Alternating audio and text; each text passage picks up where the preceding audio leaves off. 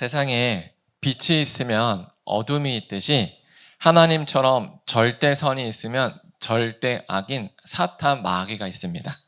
그런데 의외로 우리가 교회 생활을 하면서 이 절대 악에 대한 영역을 잘 다루지 않아요. 왜냐하면 성경에서 그렇게 도드라지는 모습이 없기 때문에 그렇죠.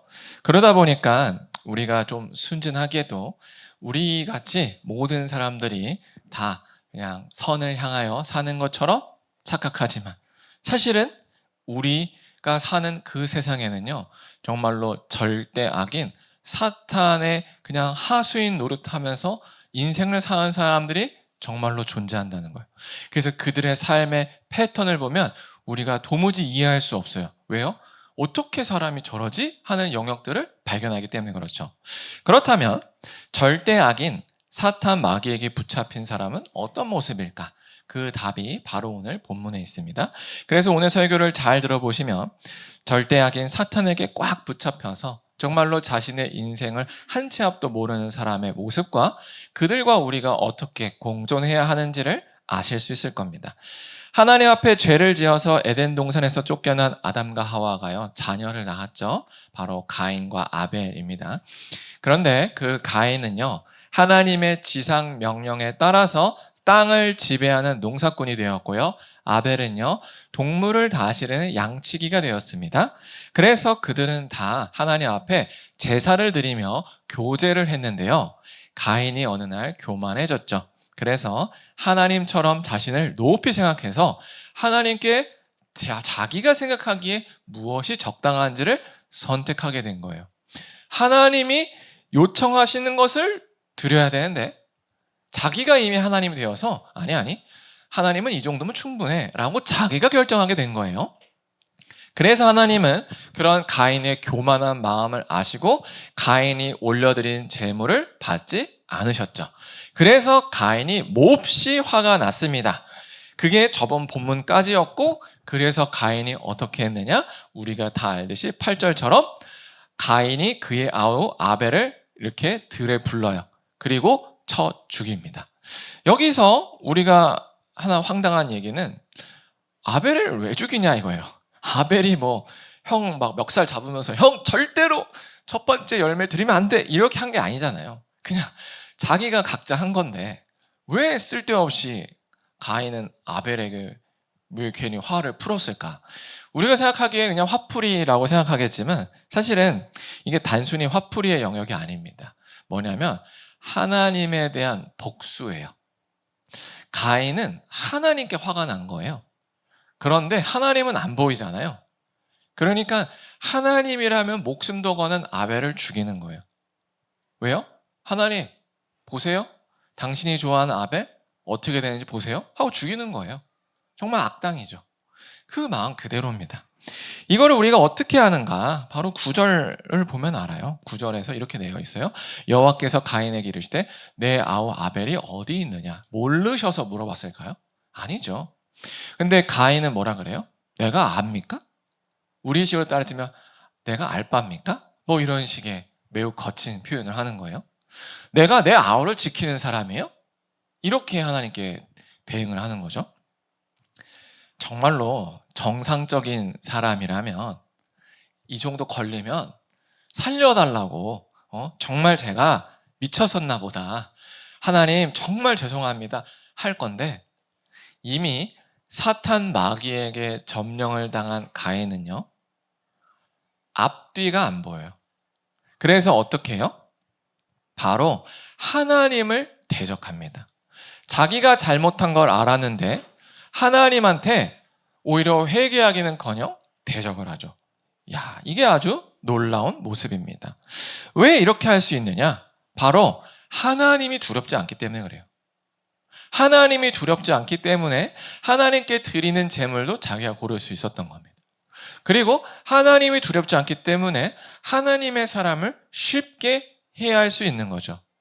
이처럼 정말로 사탄 마귀에게 사로잡혀서 하나님을 두려워하지 않는 사람은요, 자신의 죄가 드러나도요 회개하기는커녕 대적하죠. 그런데 하나님이 보이지 않기 때문에 누굴 대적하죠? 하나님의 사람을 대적합니다. 그래서 예수님도 이에 대해서 우리에게 이미 경고를 하셨어요. 뭐냐면 요한복음 15장 18절에서 세상이 너희를 미워하면 너희보다 나를 먼저 미워하는 줄을 알라. 아시겠죠? 세상에 절대 악에 속해 있는 그 사탄, 마귀, 하수인 노릇하는 사람들은요, 예수 그리스도의 진리를 따르는 사람을 싫어해요. 왜일까요? 그들이 하는 행동과 말이 자신의 추악함을 보여주는 거울이기 때문에 그래요.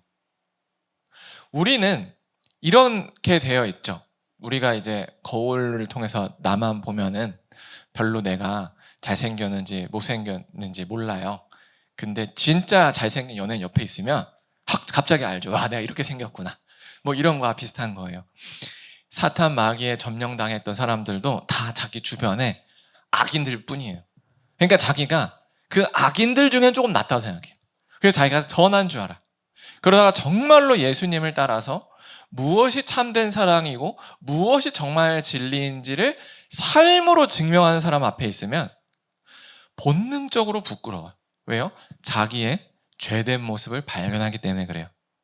그러면 정상적인 사람이면 와, 내가 죄를 졌구나, 내가 돌이켜야지 이래야 돼요. 근데 마귀에게 점령당한 사람은 이 생각해요. 죄를 없애면, 죄를 타락시키면 나랑 똑같아야 되겠다. 이런 거예요. 내가 못생겼다, 내가 더러운 걸 알았다, 그러면 씻고 꾸며야 되는데 거울을 깨면 돼 라는 발상을 하는 거죠. 이런 게 바로 마귀에게 점령당한 사람의 모습이다라는 거예요. 그러나 여러분, 만약에 우리가 인생을 살면서 이러한 경험을 하게 된다. 그래서 정말로 나는 예수님의 말씀대로 행했는데 누가 오히려 우리를 악으로 대한다라고 하면 원래 억울할 수는 있지만 그거를 기뻐해야 됩니다. 그 이유는 무엇이냐? 그 모습 자체가 우리가 하나님의 뜻대로 잘 가고 있다는 증거이기 때문에 그래요. 이거에 대해서 예수님께서 이렇게 말씀하셨죠. 의를 위하여 박해를 받는 자는 복이 있다. 천국이 그들의 것이다 라는 거예요. 의라는 건 바로 하나님의 말씀을 따라 간다라는 거죠. 우리가 하나님의 말씀을 따라 가다 보면 세상 사람들에게는 하나님의 말씀이라는 거울이 돼요. 그래서 그들은 불편하죠. 왜요? 나는 내 마음대로 살고 싶은데 왜 네가 뭔데 나를 불편하게 하면서 괴롭히는 거예요. 그러면 그것은 오히려 우리에게 우리가 예수 그리스도 안에 잘 있다라는 증표다라는 거예요. 그래서 예수님이 기뻐하라고 하는 거예요. 우리가 천국에 있다라는 걸 그들이 너희를 통해서 보여주기 때문이다 라는 거죠. 그래서 우리가 이렇게 세상을 살아갈 때 누군가로부터 이렇게 정말로 선을 대했는데 악으로 갚는 그런 억울한 일을 당할 때가 있습니다. 그럴 때 여러분 기뻐하십시오. 그게 진실로 우리가 하나님 안에 잘 있다는 뜻임을 보여주기 때문입니다. 이렇게 가인은 하나님을 대적했습니다. 그래서 아우의 행방을 모른다고 했어요. 아우의 행방을 몰라요. 뻔뻔한 거짓말이에요. 너무 뻔뻔해. 어떻게 이렇게 뻔뻔할 수가 있을까? 방금 전에 자기가 죽여놓고 어쩌면 성경에 써 있지 않지만 손에 피가 묻어 있을 수도 있어요. 그렇잖아요. 거기에 뭐 냇가가 어디 있겠습니까? 들에서 죽였는데. 그런데 뻔뻔하게 몰라요 하고 있는 그 모습을 보고 있는데 가인은요, 그런데도 하나님을 속일 수 있다고 믿은 거예요. 그러나 하나님은 그런 거짓말에 속지 않은 분이시죠. 그래서 10절처럼 말씀하십니다. 이르시되 내가 무엇을 하였느냐? 내 아우의 핏소리가 땅에서부터 내게 호소한다 라고 얘기해요. 근데 사실 이 질문을 좀 들어보면 좀 약간 의아해요. 뭐냐면 하나님이 네 아우는 어디 있느냐라고도 하고 또 네가 뭘 했느냐라는 이 질문은 마치 하나님께서 모르는 사람처럼 얘기하는 거예요.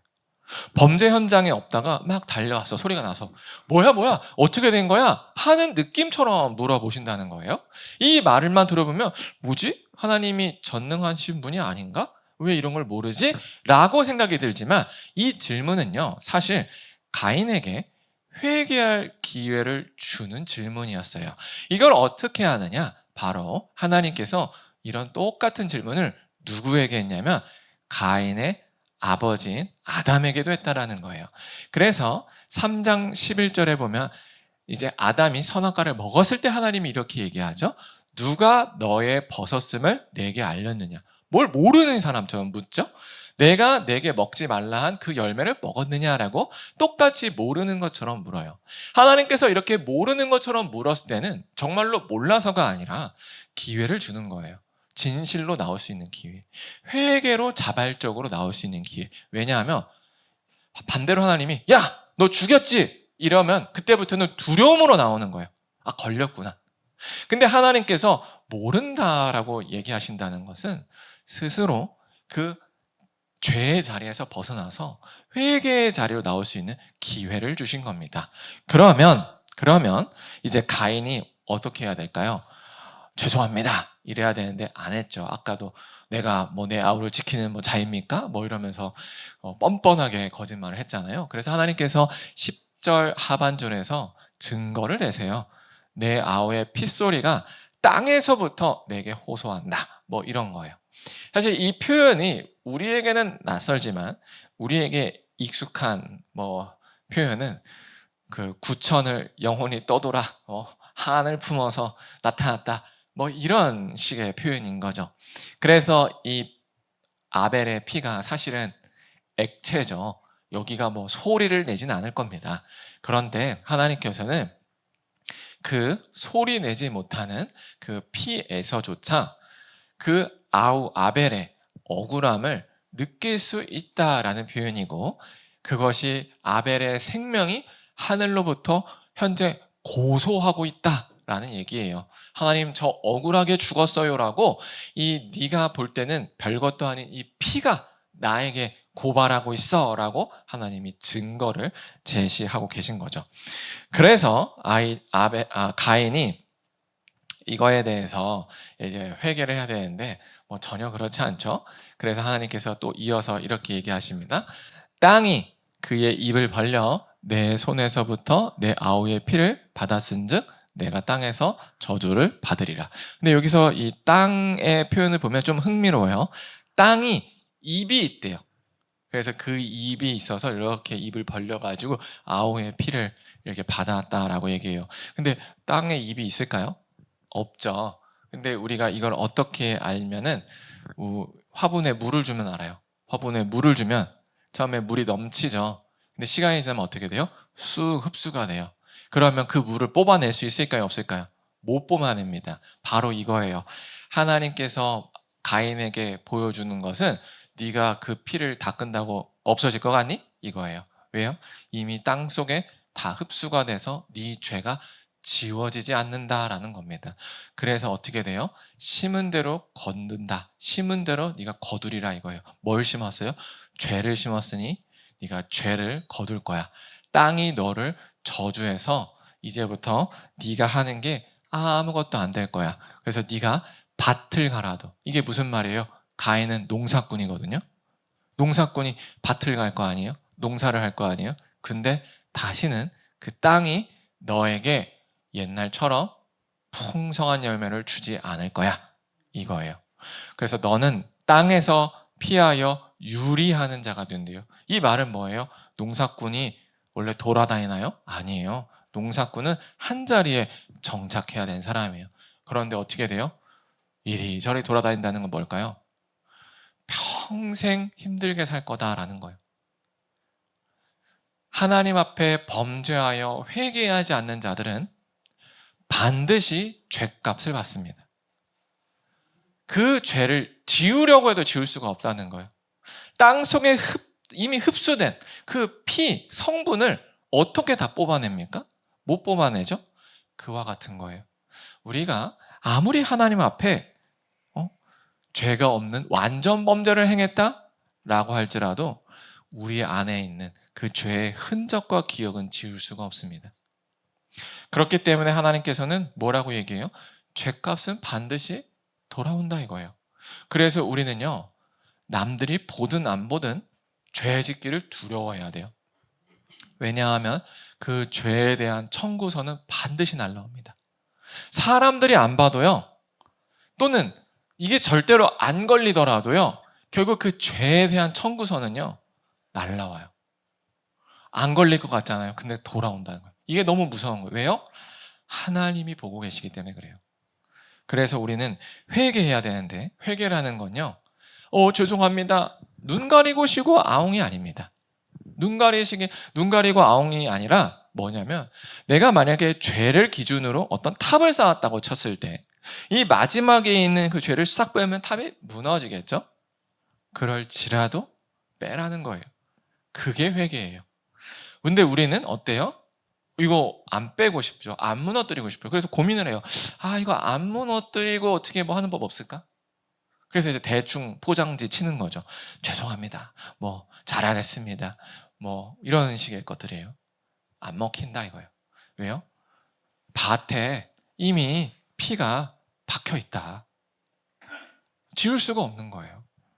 그래서 우리가 이걸 잘 알아야 돼요. 그러나 우리가 세상에서 만나는 정말로 사탄 마귀의 하수인된 죄인들은요, 회개라는 게 없습니다. 눈 가리고 아웅하는 건 해도, 후회는 해도 회개는 없어요. 그들의 후회는, 울음은 어떤 거예요? 안 걸릴 수 있었는데, 억울하다, 이겁니다. 놀라지 말고, 우리가 그런 거에 놀라지 않아야 돼요. 존재하기 때문에 그렇죠. 가인은 이렇게 죄가 드러났습니다. 그런데 결코 회개하지 않고요, 오히려 어떻게 했냐? 억울해했어요. 13절, 가인이 여호와께 아뢰되 내 죄가 너무 심해요. 황당한 얘기입니다. 자기가 죄를 졌잖아요. 죽였잖아. 그러면 자기가 그 죄에 대해서 정말 양심이 있으면, 주님, 죽어도 쌉니다, 이래야 되는데, 무겁다 이거예요. 무겁다. 억울하다. 내가 뭘 그렇게 잘못했냐? 얘가 내 옆에 있었지 않느냐? 당신이 내 거 받아줬어야 되는 거 아니야? 그러니까 내가 죽였지라는 아주 뻔뻔하고 가증스러운 태도를 보여줍니다. 14절, 주께서 오늘 이 지면에서 나를 내쫓으신즉, 지금 누구 탓을 합니까? 하나님 탓을 합니다. 자기가 죄를 져가지고 벌을 받는데 하나님 탓이라는 거야. 당신이 나를 내쫓으니까 내가 당신의 얼굴을 못 봅니다. 언제부터 하나님의 얼굴을 찾았다고? 하나님 얼굴 못 봅니다. 슬퍼요. 가증스럽죠. 하나님을 무시했기 때문에 첫 열매를 드리지 않고, 하나님을 무시했기 때문에 하나님의 사람 아벨을 죽였는데, 이제는 자기가 불리하니까 하나님 얼굴을 제가 못 봐서 힘들어요. 근데 제가 이렇게 됐습니까? 하나님이 나 내쫓아서 내가 힘든 거 아니에요? 라고 하나님 탓을 하고 있는 아주 가증스러운 말을 보고 있죠. 내가 땅에서 피하며 유리하게 됩니다. 하나님 때문에요.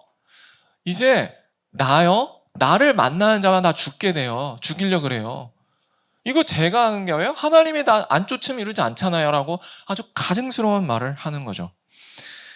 그런데 우리가 여기서 이제 가끔씩 성경을 읽다가 조금 의문이 드는 이유가, 가인과 아벨밖에 없는데 가인이 누굴 두려워하는 거지? 라고 생각하지만, 이것도 저번 주에 설명한 것처럼 가인과 아벨 사이에 수많은 자녀들이 있었다라는 거예요. 아담과 하와가 한두 살 살은 게 아니라 900년 산 거고, 그의 자녀들도 900년을 살았어요. 그러니까 그들 사이에 나와 있는 수많은 자녀들이 적어도 수만 명 혹은 수십만 명은 될 거예요. 그러니까 가인의 이런 반응은 너무나도 자연스러운 반응인 거죠. 왜요? 자기가 죄를 지었다는 건 본인도 알고, 그래서 그 아담의 형제들이, 아담의 자녀들이 이를 갈고 있다는 것쯤은 인식하고 있는 거예요. 그런데 사실은 가인은 어떤 생각했냐면, 들에서 아벨을 죽였잖아요. 완전 범죄를 생각한 겁니다. 그래서 태연하게 아빠, 동생 아벨이 죽었어를 하고 싶었던 거예요. 근데 하나님께서는 그렇게 하지 않겠다라고 하는 순간, 이제 왜 가인 안 와? 아벨은? 이렇게 되는 거죠. 그럼 뭐야, 가인이 아벨 죽인 거야? 이렇게 되는 겁니다. 그러니까 가인이 자연스럽게 돌아가죠. 나 큰일 났다, 이거 나 죽이로 다 덤벼들겠다. 그러면 진짜 무서운 거예요. 지금 시대야 경찰과 법이 있죠. 이때 뭐가 있습니까? 없습니다. 만나면 덤비는 거거든요. 이런 상태가 되는 거예요. 그러니까 두렵다, 하나님 나 너무 무서워요, 이렇게 가증스러운 얘기를 합니다. 그런데 이제 제일 황당한 건 15절이에요. 이겁니다. 여호와께서 그에게 이르시되 그렇지 아니하다. 가인을 죽이는 자는 벌은 7배나 받으리라. 가인에게 표를 줘서 그를 만나는 모든 사람에게서 죽임을 면하게 한다? 라고 하는 순간 우리가 이렇게 돼요. 아니 왜 이러시지? 이게 이제 되게 의아한 포인트예요. 방금 전까지 하나님이 아주 준엄한 심판의 칼날을 탁 겨눴는데 가인이 그 악어의 눈물처럼 하나님, 제가 하나님 때문에 이렇게 죽게 생겼어요, 이러는 순간 하나님이 그랬니? 이상하단 말이에요. 아니, 우리가 이제 상식이라면 헛소리 하지 마, 당장 죽일 수 있어, 너 지금 가루를 만들 거야? 이래야 되는데 그렇지 아니하고 너 안 죽어, 너 죽이면 내가 너 보호해서 너 죽이는 사람은 내가 7배나 더 벌 받게 할 거야 라고 하니까 갑자기 우리가 여기서 띵 이러는 거죠. 뭐지? 왜 이러지? 이런 반응이 보여요. 근데 이게 왜 그러냐면 오히려 이 가인에게 참된 심판을 주기 위함입니다. 첫 번째로 하나님께서 가인에 대한 살인을 면하게 하시는 이유, 첫 번째는요, 죄의 확산을 막기 위해서예요. 죄의 확산을 막기 위해서.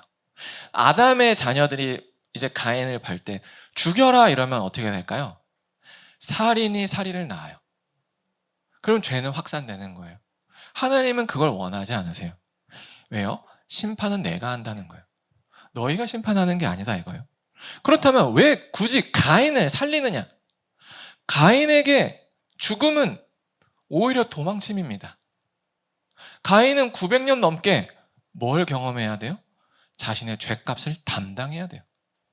이 땅에서 농사를 지어도 얻어지지 못하고 늘 평생 나는 누가 내 목숨을 노릴지 모른다라는 그 괴로움 속에 살아야 돼요. 근데 그가 한 번에 끝난다? 그건 그에게 온전한 형벌이 아니다라는 겁니다.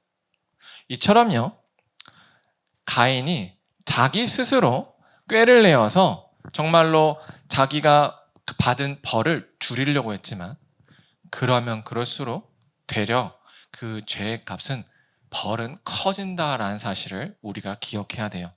하나님은 이런 잔머리에 속지 않으세요. 하나님은 공의로우시기 때문에 인간이 꾀하는 잔머리를 다 아십니다. 근데 우리 인간은 어떻게 돼요? 죄를 덮기 위해 더 큰 죄를 지죠. 예를 들어서 누군가에게 물건을 훔치다가 걸렸어. 부끄럽죠. 죄송하다고 하면 끝날 일인데 이걸 모면하기 위해 때리거나 죽여요. 이런 식인 거예요. 작은 거짓말이 걸렸어. 그러면 죄송해요 하면 되는데 그 작은 거짓말을 덮기 위해 더 큰 거짓말을 하는 식이라는 거예요. 이렇게 우리가 죄를 우리 스스로 수습을 하려면 오히려 더 큰 심판에 놓인다라는 사실을 기억하셨으면 좋겠어요. 그래서 우리가 진실로 하나님을 공의롭다고 믿는다면 하나님께서 내리시는 처분이면 달게 받겠습니다. 왜요? 하나님은 공의롭잖아요. 이걸 믿는 사람은 이렇게 반응해요. 하나님 무엇이 됐든 그렇죠. 이거 다 제가 한 게 맞고요. 그리고 이렇게 받는 거 당연해요 라고 받아들여요.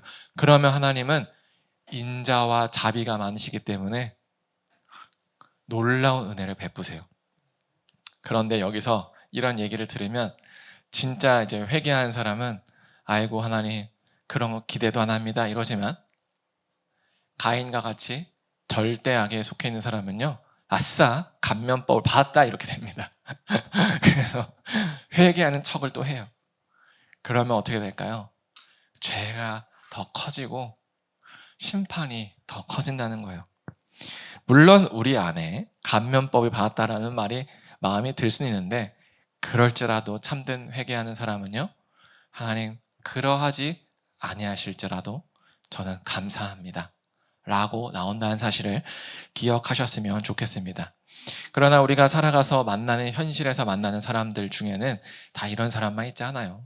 정말로 절대 악인 사탄 마귀에게 속해가지고 자기의 죄가 죄인지도 모르는 사람들이 있다라는 거예요. 그래서 그들은 죄가 만천하에 드러나도 끝까지 거짓말을 하고 회개하는 척할 뿐이지 진정한 회개가 아니라 후회입니다. 어떻게 하면 안 걸릴 수 있었을 텐데 아쉽다, 또는 어떻게 하면 이 손해를 좀 더 줄일 수 있을까라는 그런 이기적인 후회죠. 그러나 그들은 결국 어떻게 되죠? 하나님의 준엄한 심판을 받습니다. 왜요? 하나님은 살아계시기 때문에 그래요. 그래서 아무리 그들이 자기의 죄를 줄이려고 가증스럽게 거짓말을 덧붙이고 노력을 할지라도요, 하나님 앞에서는 먹히지 않는다는 사실을 우리가 기억해야 돼요. 그러니 우리는 무엇을 하면 안 될까요? 우리가 심판자가 되어서는 안 됩니다. 하나님께서 가인을 죽이지 못하게 하신 것처럼 우리에게도 똑같이 요청하세요. 복수하지 말라. 왜요? 우리도 공의롭지가 않아요. 우리도 연약한 죄인이라는 거예요. 그렇기 때문에 우리는 준엄한 하나님의 심판자가 될 수가 없어요. 그러니 우리가 할 수 있는 건 뭘까요? 악을 선으로 갚는 거예요. 악을 선으로 갚는다라는 건 어떤 내용이냐면 다윗이 사울을 살려준 것과 같은 거예요. 악을 선으로 갚는다고 해서 무조건 당해주라는 게 아닙니다. 다윗이 사울과 어떻게 대척점을 졌는지를 보면 돼요. 사울은 정말로 그냥 다윗을 죽이고 싶었어요. 이유는 자기가 폐위됐다라는 그 사건이 싫었고 두려웠기 때문에 다윗 탓을 한 겁니다. 그래서 다윗은 어떻게 했을까요? 죽여주세요 이러지 않았어요. 자신이 할 수 있는 최선의 방어를 다 했습니다. 그러다 결정적인 순간이 왔죠. 다윗이 굴에 숨어 있을 때 사울이 볼일을 보러 굴에 들어옵니다. 무방비 상태죠. 이제 다윗이 칼을 들어 사울의 목만 치면 해방이에요. 여기서 다윗은 사울을 살려줍니다. 이게 바로 악을 선으로 갚는 길이에요. 왜 다윗은 살려줬을까요? 내가 심판하지 않아도 하나님이 심판한다 이거예요. 우리는 이 길을 가야 됩니다. 왜 이 길을 못 가는가? 하나님이 심판을 안 할 거다라는 불안 때문이에요. 혹은 그가 나를 데려 갚으면 안 갚으면 하면 어떡하지? 라는 불안 때문이죠. 그러나 우리에게 허락된 것은 복수가 아니라 악을 선으로 갚는다라는 사실을 기억하셨으면 좋겠습니다. 왜 우리가 이런 길을 택해야 되느냐? 아벨이 피를 흘린 것처럼 예수 그리스도께서 2000년 전에 우리를 위하여 피를 흘리셨기 때문에 그래요. 아벨의 피가 땅에서 하나님께 고발한 것처럼 예수 그리스도의 피가 지금도 하늘에서 하나님께 호소하고 있습니다. 뭐라고 호소합니까? 하나님, 이 영혼의 억울함을 봐주시옵소서. 하나님, 이 영혼을 보호하여 주시옵소서라고 예수 그리스도께서 지금도 하늘에서 우리를 위하여 호소하고 계세요. 그러니 우리는 이 사실을 믿고 어떻게 해야 될까요? 이 절대악이 만연한 세상에서 선으로 나가야 되는 거예요. 하나님, 내가 얘를 죽일 수 있지만 살립니다. 당신을 위하여. 그리고 다윗이 사울을 살렸으니까 사울이 회개했나요? 잠시 했죠. 그리고 2번 살려줬습니다. 회개했나요? 잠시 했죠. 그리고 결국 어떻게 됐나요? 3번째 하나님이 사울의 목숨을 걷어가십니다. 하나님의 방법과 때를 신뢰하는 우리 모두가 되었으면 좋겠습니다. 그래서 우리가 이 시간 찬양하고 기도할 때 이렇게 기도했으면 좋겠습니다. 우리가 먼저 하나님께 꽉 붙들려서 죄의 유혹에 빠지지 않고 악을 선으로 갚아 승리할 수 있게 해달라고 기도하면 좋겠습니다.